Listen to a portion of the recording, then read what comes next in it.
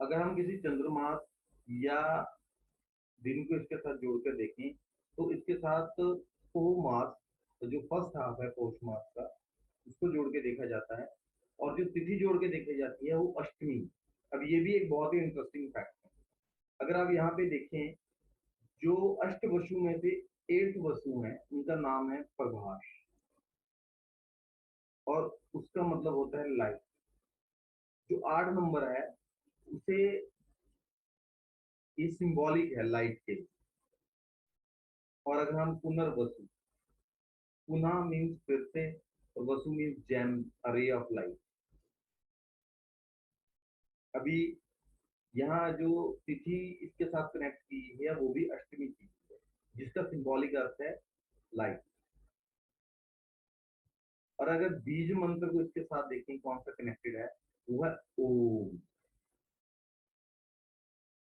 और इस नक्षत्र के और भी अगर पुरातन नामों को हम जानना चाहें, तो अस्त, अदिति, अस्त भावना, जमित्रा, जेया, कलत्रा, मातृ, पुनर्थम, पुनर्वस्ती, ये मलयालम के इसके पर्यायवाची हैं। और पुनर्पूसम, पुनर्प्यूसम, ये तमिल में कहा जाता है। सुरजनी, जमकाऊ, जामाका, उत्तव, नाटसो, ये तिब्बती लैंग्वेज में है इसके नाम। अगर हम पुनर्वसु नक्षत्र का अर्थ देखें, तो अच्छे के पुनर्स्थापक, दो रथों, फिर से अच्छा, फिर से अमीर, फिर से समृद्ध, फिर से प्रकाश, प्रकाश की वापसी, नवीनीकरण करण किसी चीज का, शुद्ध करने वाला, उत्कृष्ट देवताओं का कल्याण करने वाला तारा, बुद्ध सुसंगत चिन्ह से मिलकर बनता। मिथुन का अर्थ है अंधकार से चमक की ओर, गरीबी से धन और धूप त्याग अबंडेंस की ओर, पतन से आध्यात्मिक उत्थान की ओर ले जाने वाला जो ये नक्षत्र है।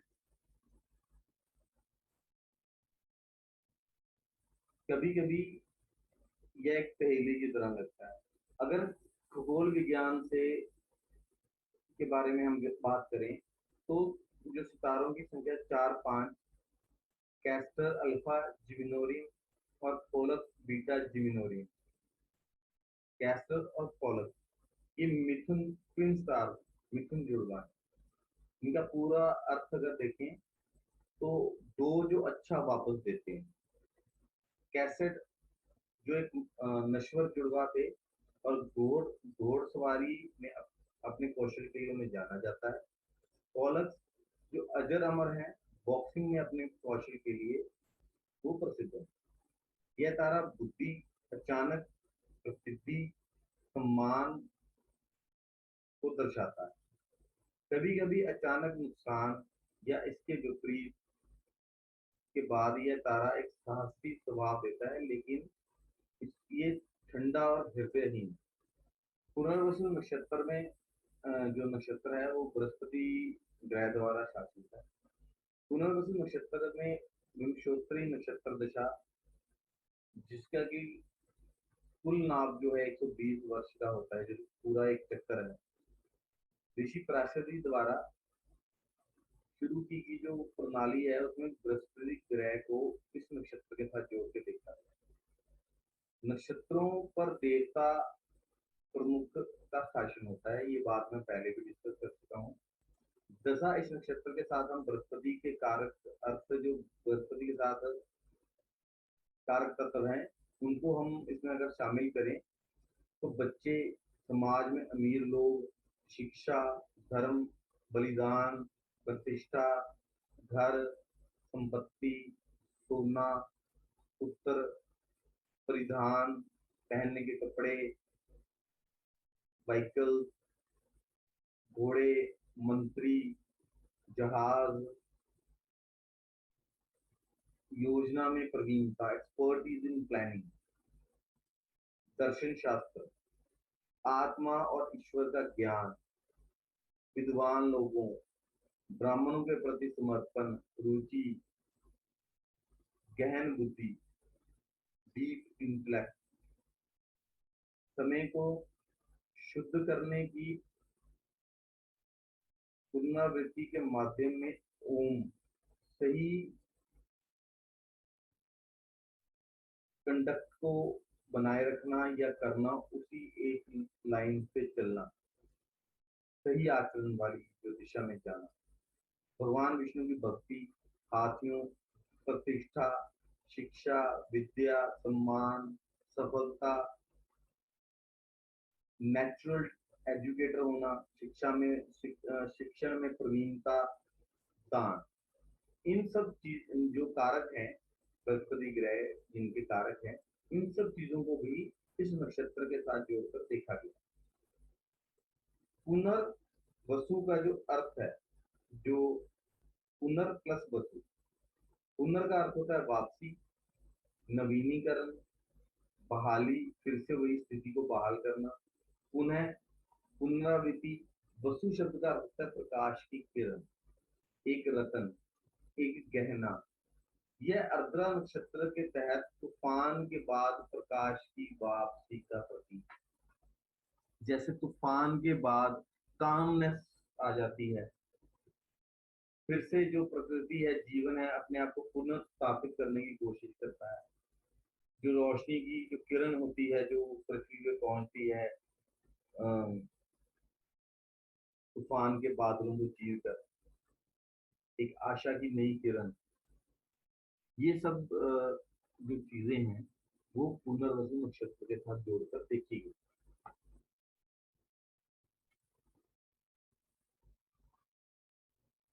जो माँ अदिति हैं, जो इस नक्षत्र की अधिपति देवी हैं, उनके गर्भ से महर्षि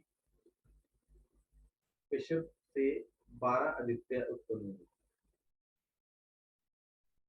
इन 12 आदित्यों को 12 महीनों से जोड़कर भी देखा गया है, और ये उन फंडामेंटल प्रिंसिपल्स, जो सिद्धांत, मूलभूत सिद्धांत हैं जीवन के, सकते हैं तो उन मूलभूत जो सिद्धांत हैं जीवन के, उनको रिप्रेजेंट करते हैं, जिन्हें कि हम महसूस कर सकते हैं, देख नहीं सकते।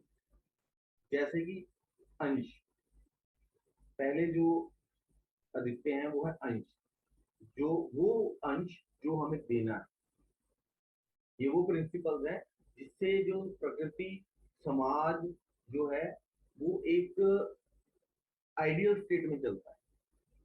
उसको रन करने के लिए, ठीक से रन करने के लिए जरूरी है, जब हम किसी का जो हिस्सा किसी को देना होता है, चाहे भाई भाई ने भाई को हिस्सा देना है, चाहे किसी ने प्रॉफिट शेयरिंग करनी है, चाहे किसी ने खाने में से किसी को हिस्सा देना है, जिसके पास बहुत ज्यादा है वो किसी कमजोर को हिस्सा दे देता है। देना, किसी का हिस्सा उसे देना, ईमानदारी, ये एक गुण है जो कि समाज को और प्रकृति को सुचारू रूप से, सही रूप से चलाने के लिए जरूरी है। दूसरे देते हैं आर्यमन, कुलीनता, जिसका अर्थ है कुलीनता। कुलीनता भी एक जो गुण है वो बहुत ही जरूरी है समाज को चलायमान रखने के लिए। तीसरे जो आदित्य हैं उनका नाम है भगा, दे विरासत, जिसका अर्थ है वो विरासत जो किसी दूसरे, जो आगे देनी, किसी को मिलनी, जिसका वो हकदार, किसी का हक उसको देना। अब अगर जिन गुणों की हम बात कर रहे हैं, जिन आदित्यों के जो आदित्य के नाम हमने डिस्कस किए हैं, उनके जो अर्थ, अगर वो सही मायने में फॉलो होते रहते हैं, तब जो समाज है वो सुचारू रूप से चलता रहता है। उसमें दिक्कत तभी आती है जब ये मूलभूत सिद्धांत फॉलो करना लोग बंद कर, फॉलो नहीं होते, तब उन सिद्धांतों को सही करने के लिए समाज में आपस में संघर्ष शुरू हो जाता है। चौथे आदित्य हैं धात्री, अनुष्ठान कौशल, जो हम अपने सामाजिक अनुष्ठान करते हैं या कोई रीति रिवाज फॉलो करते हैं, उनको फॉलो करने की जो कौशल है, जो स्किल है रिचुअल्स को फॉलो करने की। अब एक समाज है तो उसमें कुछ रीति रिवाज भी है, अगर वो सही तरीके से फॉलो होते रहेंगे तो समाज का जो ढांचा है वो मजबूत होता है, मजबूती से चलता रहेगा। तश्वर नंबर 5 पे शिल्प का कौशल। अब एक समाज है उसमें लोग रह रहे हैं तो उनको शिल्पकारी भी आनी चाहिए, उन्हें घर भी बनाने या मशीनरी भी चाहिए, जो किसी भी तरह का जो स्किल है, क्राफ्टिंग स्किल है किसी चीज को बनाना, उसके लिए वो भी एक समाज के लिए जरूरी प्रिंसिपल। फिर आते हैं मित्र, जिसका अर्थ है मित्रता प्रेम। जब समाज में जो मनुष्य है आपस में जो मित्रता है उसको सही तरीके से ईमानदारी से निभाता है तो समाज में जो बॉन्ड है वो और मजबूत होता है। आपस में मनुष्य का मनुष्य से जो बॉन्ड है, जो जोड़ने वाली कड़ी है एक मनुष्य को दूसरे मनुष्य से, वो और भी मजबूत होती है। जब इंसान इस में धोखा देता है तब फिर वो संघर्ष की तरफ लेके जाता है। भूषण मीन समृद्धि। अब जैसे जो गुणों को हमने पहले डिस्कस किया है, जब वो समाज में होंगे तो वो समृद्धि की तरफ लेके जाएंगे समाज को, और जो समाज समृद्ध होगा वही मजबूत होगा, वही सस्टेन कर सकेगा, वही सरवाइव कर सकेगा, उसी का पोषण अच्छा हो सकेगा। अगर समाज में किल्लत रहेगी, गरीबी रहेगी, मुफलसी रहेगी, तो उस समाज को सस्टेन करना मुश्किल हो जाएगा। आठवें आदित्य हैं सवितुर, शब्दों की शक्ति। अब जितने हमने गुण पहले डिस्कस किए हैं वो मनुष्य में तभी आएंगे जब वो अपने शब्द को, अपने जुबान को, अपने दिए हुए वचन को पालन करे। उन्हें देते हैं सूर्य, विवासवान भी कहा जाता है उन्हें, उसका अर्थ है सामाजिक कानून। जब शब्दों में वचन वचनबद्धता होगी, शब्दों में ताकत होगी, तो सामाजिक कानून मजबूत होगा।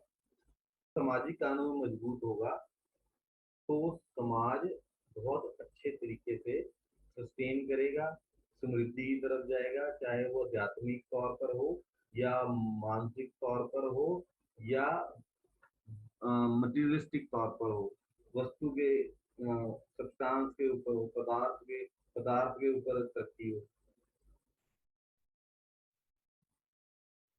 और 10वें आदित्य है वरुण, जिसका अर्थ है भाग्य। जब कानून की स्थापना होगी, शब्दों में शक्ति होगी, सबको अपना जो है भाग मिलेगा,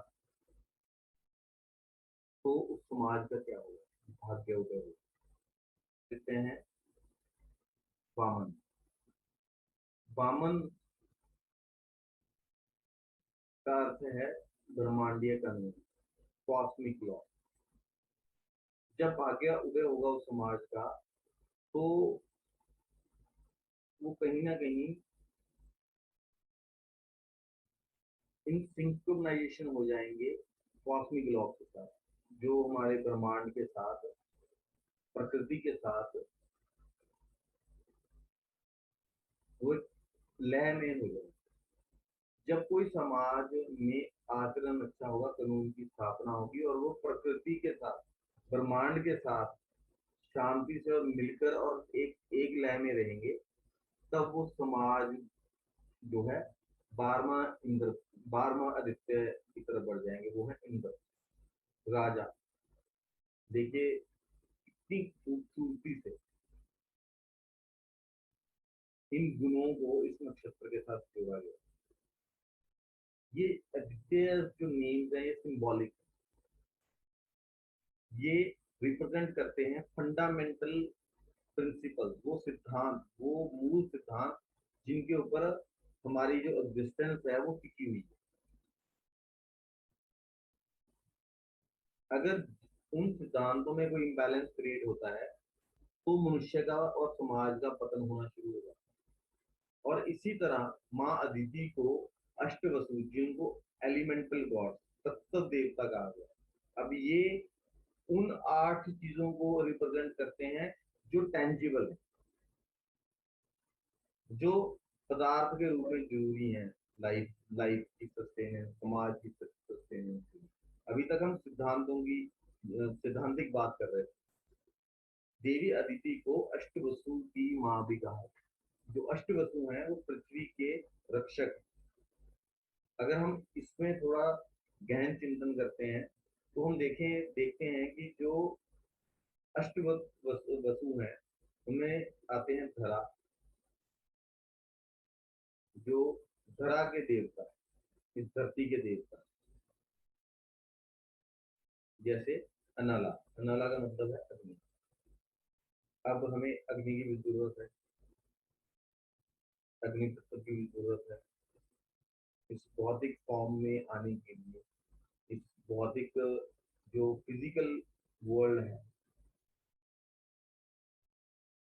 पहले बात आध्यात्मिक और सैद्धांतिक चल रही थी, अभी फिजिकल वर्ल्ड की जरूरत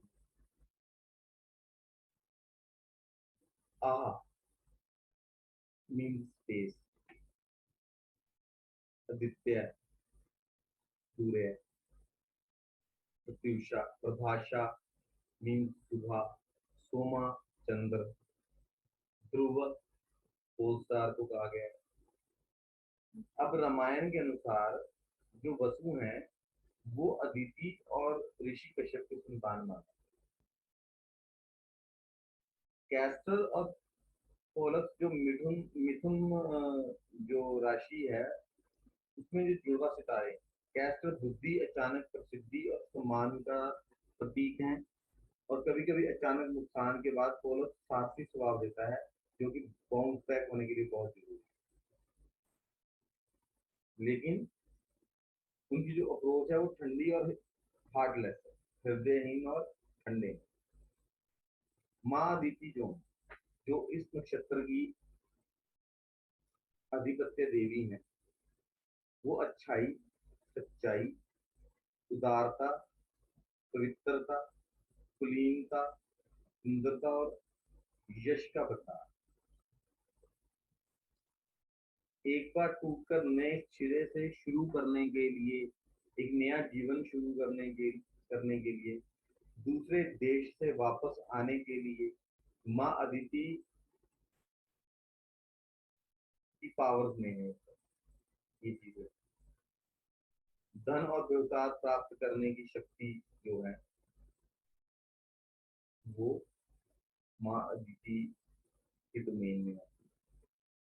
माँ अदिति को हम धरती माँ भी कह सकते हैं, जो कि उत्पादकता की देवी भी हैं, जो फसलें पैदा होती हैं, उत्पन्न होती हैं, जो उत्पाद हम धरती से ही प्राप्त करते हैं। सब कुछ सद्गुणों से भी इनको जोड़कर देखा गया है। नेक कार्य करने का जो प्रयास है वो भी माँ अदिति से जोड़कर देखा गया है, क्योंकि ये देवताओं की माँ है। जो देवताओं में जितने भी गुण हैं वो माता से ही आ रहे हैं। हैं वो 12 आदित्यों की माता है, जो वर्ष के 12 महीने से जोड़कर देखा गया है। उन्हें जो मूलभूत सिद्धांत हैं 12 सोशल जो जीवन को सस्टेन करने के लिए, उनसे भी जोड़कर देखा गया है। उन्हें बच्चों की आशीर्वाद और सुरक्षा के लिए भी पूजा जाता है। और वो जो प्रकाश लाती हैं, जो इस नक्षत्र में प्रकाश लाता है, वो पृथ्वी पे जीवन को बनाए रखने के लिए बहुत जरूरी है। इन सभी गुणों को पुनर्वसु नक्षत्र में दर्शाया है। दर्शकों, पुनर्वसु नक्षत्र में का जो प्रतीक है वो एक धनुष है, जो और तरकश जो तीरों से भरा हुआ है, वो an full of arrow. Punarvasu के तरकश के जो तीर हैं वो सामान्य तीर नहीं, उन्हें प्राचीन काल में दिव्य अस्त्र कहा जाता है। ये जो इन अस्त्रों की शक्ति होती है, ये अपने मिशन को पूरा करने के बाद वापस लौट आते हैं। यह शुरुआती बिंदु पर सुरक्षित वापसी के लिए पुनर्वसु का प्रतीक है। ये एक ऐसा सिंबल है जो ये शो करता है कि जो पुनर्वसु असेंडेंट है अपने मोटिव को, अपने किसी मिशन को कंप्लीट करने के बाद वापस सेफली अपने होम प्लेस पे वापस आ जाए। तीरों का तर्कश जातक की संचित ऊर्जा या अवास्तविक क्षमता का भी प्रतीक। जो तर्कश है, जैसे उसमें तीर भरे होते हैं, वैसे ही जो पुनर्वसु नक्षत्र का जो जातक है, उसमें एक पोटेंशियल एनर्जी होती है, उसके अंदर एक पोटेंशियल होता है किसी भी काम को करने के लिए, उसके अंदर एक स्टोर एनर्जी होती है। धनुष किसी के आध्यात्मिक उद्देश्य के लिए इच्छा, ड्राइव और आगे की गति का प्रतिनिधित्व करता है। और जो धनुष है वो जैसे तीरों को गति प्रदान करता है, वैसे ही यहाँ पे जो धनुष है वो सिंबॉलिक है किसी की ड्राइव को, कुछ मटेरियलिस्टिक गेन्स पाने की ड्राइव को, समाज का कुछ अच्छा करने की जो उसमें इच्छा है, ड्राइव है, और जो उनके आध्यात्मिक स्तर को उठाने की, आध्यात्मिक स्तर पे कुछ पाने की जो उसकी इच्छा है, उसको रिप्रेजेंट करता है। यदि आप भगवान राम को देखें, भगवान राम और माता सीता द्वारा अनुभव किए गए सामान्य जीवन की जो कठिनाइयाँ उन्होंने अपने जीवन में एक्सपीरियंस की, जो इस नक्षत्र को प्रकट करते हैं। लेकिन भगवान श्री राम ने दृढ़ता, दृढ़ संकल्प और उच्चतम आदर्शों का प्रदर्शन करते हुए उन सभी जो कठिनाइयां थी उनको उनके पार पाया और उन कठिनाइयों से अपने आप को निकाला। जो हम पुनर्वसु के साथ ये जोड़कर देखते हैं कि जो पुनर्वसु के नवीनीकरण और फिर से अच्छा करने की अवधारणा है जो उसके साथ जुड़ी हुई है, उसको दर्शाता है। और एक सेकंड जो सिंबल है वैकल्पिक तौर पर हम जो पुनर्वसु नक्षत्र का लेते हैं, वह एक घर है, वह स्थान जहाँ कोई आराम कर सकता है, अपने काम से थका हारा वापस आता है, काम करता है और अपने मन की शांति को प्राप्त करता है। और आत्मा, जैसे आत्मा है, अपना आत्मा के लिए जो सच्चा घर है वो एक शरीर है, जिससे वो डिवाइन वर्ल्ड से ट्रांसफर होकर इस पृथ्वी लोक पे आती है, सो दैट की उस शरीर के माध्यम से वे अपनी चेतना के उच्चतम स्तर को अटेन कर सके। जो देवी अदिति हैं, ये अबंडेंस की देवी हैं, बहुतायत की, लिमिटलेस। अदिति का मतलब होता है लिमिटलेस। और जो हार्वेस्ट है, फसल है, प्रचुर मात्रा में किसी फसल का होना, अंतरिक्ष अंतरिक्ष को भी रिप्रेजेंट करती हैं देवी अदिति। जैसे किसी भी चीज की गति के लिए स्पेस का होना, अंतरिक्ष भी मतलब एक स्पेस को रिप्रेजेंट करता है, जो एक कंपल्सरी जो कंपल्सरी शर्त है किसी भी मूवमेंट के लिए। अगर स्पेस ही नहीं होगा तो मूवमेंट कैसे होगी। भगवान राम का जन्म इस नक्षत्र में हुआ। जब भगवान राम का जन्म हुआ तो चंद्रमा पुनर्वसु नक्षत्र में गोचर करा, और देवी आदित्य ने जो देवी अदिति हैं, उन्होंने 12 आदित्यों को जन्म दिया और वो देवताओं की माता भी कहलाई। तो ऐसा माना जाता है इस नक्षत्र में पुरुष जो मेल चाइल्ड है, उसका जन्म होने की संभावना ज्यादा होती है, या इस जातक में मेल चाइल्ड को प्राप्त करने की जो लालसा है, ललक है, वो भी ज्यादा हो सकती है। जैसे इस जो नक्षत्र के जातक हैं, उनका मानसिक और भावनात्मक जो तालमेल है वो बहुत अच्छा होता है। एक सक्रिय एक्टिव माइंड होता है जो कि गहन अध्ययन कर सकता है। उनकी कल्पना शक्ति बहुत ही प्रबल होती है और ये सब जो क्वालिटीज हैं वो इन जातकों को आर्ट्स के क्षेत्र में पोइट्री, लेखन और कलाओं के हस्तकला या पेंटिंग ऐसे जो क्षेत्र में इनको प्रवीण बना सकती हैं। इस नक्षत्र के जातकों को कला और साहित्य और पोइट्री के क्षेत्र में हम लोग देखते हैं। तो नक्षत्र हमेशा किसी की खोज में अपने पहले प्रयास में ये लोग असफल हो जाते हैं, लेकिन अगर ये दूसरी बार कोशिश करते हैं तो ये लगभग सफल हो सकते हैं। यही कारण है कि पुनर्वसु को फिर से अच्छा के रूप में अनुवाद किया जाता है। पुनर्वसु नक्षत्र के जो जातक हैं वो अच्छे टेक्नोक्रेट्स होते हैं।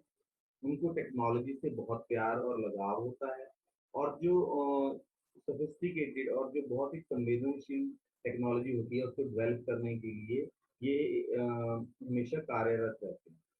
अगर ये टेक्नोलॉजी के फील्ड में जुड़े हुए हैं, चाहे वो इलेक्ट्रिकल टेक्नोलॉजी हो, इलेक्ट्रॉनिक्स हो, या उस टेक्नोलॉजी का जो यूज है वो मानसिक लेवल पे हो रहा है। ये लोगों के साथ मिलजुल कर काम करना पसंद करते हैं। इनको कंप्यूटर में काम करना बहुत अच्छा लगता है। ये इनोवेटर और इन्वेंटर टाइप के लोग होते हैं। मार्केटिंग भी करते हैं क्योंकि कम्युनिकेशन को इस नक्षत्र के साथ जोड़कर देखा गया है। और ये हमेशा ऐसी टेक्नोलॉजी को प्रोड्यूस करने में हेल्प करते हैं जो कि बहुत ही ज़्यादा सोफिस्टिकेटेड है और सूक्ष्म। सबसे जो ये नक्षत्र है ये सबसे लाभकारी माना गया है, चाहे वो करियर के हिसाब से हो या किसी को जो वेल्थ अटेन करनी है उसके हिसाब से। देखो, मटीरियलिस्टिक गेम्स के लिए इस नक्षत्र को बहुत ही अच्छा माना गया। जो इस नक्षत्र के जातक होते हैं उन्हें अपने करियर में और जीवन अपने होम प्लेस में, लिविंग प्लेस में जो बदलाव का सामना करना पड़ता है, चेंजेस आती हैं, लेकिन ये चेंजेस हमेशा उनके लिए अच्छी ही होती हैं। पुनर्वसु आत्म अभिव्यक्ति का एक शक्तिशाली माध्यम है। ये लोग अपने सेल्फ एक्सप्रेशन को बहुत स्ट्रांगली एक्सप्रेस कर सकते हैं। इनमें एक्सप्रेसिव पावर बहुत ज़्यादा होती है, जो गुप्त प्रतिभाओं के विकास को प्रोत्साहित करता है। ये दर्शन और धर्म में रुचि रखते हैं और जीवन के अर्थ में गहरी अंतर्दृष्टि विकसित कर लेते हैं। पुनर्वसु के जो जातक होते हैं वो भाषा के बहुत अच्छे जानकार होते हैं, अच्छे पढ़े लिखे होते हैं और संपन्न परिवार से संबंध रखते हैं ज़्यादातर के। उन्हें कई भाषाओं का मल्टी लैंग्वेज जो नॉलेज भी हो सकती है, कई भाषाओं का ज्ञान होता है, और उनकी ग्रामर पे जो पकड़ है वो बहुत अच्छी होती है।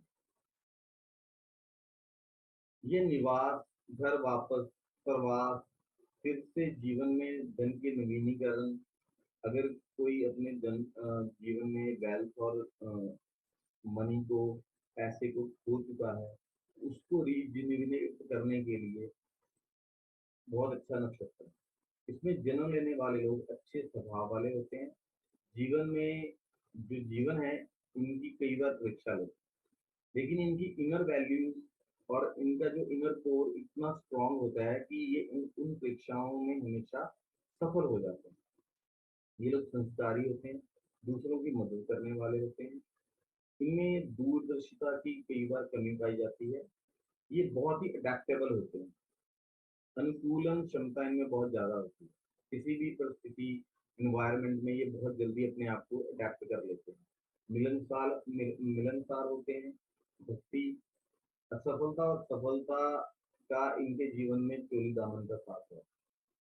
ये अपने क्षमाशील तरीकों के कारण दिलकश और आकर्षक होते हैं। दूसरे इन्हें आसानी से माफ कर देते हैं और ये भी दूसरों को आसानी से माफ कर देते हैं। इन्हें घूमना फिरना बहुत पसंद होता है, लेकिन जिस तरह से तीर तर्कश में लौटा दिया जाता है, या जो इस नक्षत्र से जुड़ा हुआ तीर है उसमें ये खूबी है कि वो अपना मिशन कंप्लीट करके वापस अपने तर्कश में आ जाता है। उसी तरह परिवार के पास वापस लौट आना, अपने घर में वापस लौट कर ही इनको शांति का अनुभव होता है। अगर इनके गुण देखे जाएं तो ये लोग सत्यवादी होते हैं, उदार प्रवृत्ति के होते हैं, पवित्र साफ सुथरा रहना पसंद करते हैं, एक उच्च परिवार में पैदा होते हैं, सुंदर होते हैं, बुद्धिमान होते हैं, प्रसिद्ध होते हैं, धनी होते हैं, उत्तम किस्म का अनाज का ये सेवन करते हैं, व्यापारी होते हैं, नौकर और कारीगर होते हैं, हस्तशिल्प के जो होते हैं, जिसमें आर्ट फॉर्म होते हैं, इन इन सब में आप इस नक्षत्र के जातकों को पाएंगे। अगर चंद्रमा पुनर्वसु नक्षत्र में हो तो जातक अपने मन को गलत कर्मों से दूर रखता है, इनका अपने ऊपर आत्म नियंत्रण बहुत अच्छा होता है, ये लोग प्रसन्नचित रहते हैं, हमेशा खुश रहते हैं, अच्छे स्वभाव के होते हैं, विनम्र होते हैं, रोगी होते हैं, इनको प्यास बहुत लगती है और ये प्यासे भी होते हैं सफलता के लिए, इनमें एक डेडिकेशन रहती है अपने आप को सक्सेस करने की। शाही रूप से बोलने वाले होते हैं, तो ये लोग बहुत ही, आप जब इनसे बात करेंगे तो ऐसे एक शांति का अनुभव होता है, बहुत ही बैलेंस स्पीच होती है। आत्म संयमी होते हैं, ये मैं पहले ही बोल चुका हूँ कि सेल्फ कंट्रोल इनका बहुत अच्छा होता है, उनकी धार्मिक प्रवृत्ति होती है, सदा जीवन व्यतीत करने वाले होते हैं, सिंपल लिविंग हाई थिंकिंग में बिलीव करते हैं। विवाह में ऐसे जातकों को परेशानी आ सकती है, लेखन और सेल्फ पब्लिकेशन, जहाँ लोग अपना लिखा हुआ खुद ही पब्लिश कर देते हैं, ऐसे गुण भी जातकों में पाए जाते हैं। और ये लोग बहुत ही थोड़े में सेटिस्फाई हो जाते हैं, इनकी खुद की जो चाहता है वो बहुत कम होती है, संतोषी स्वभाव होता है।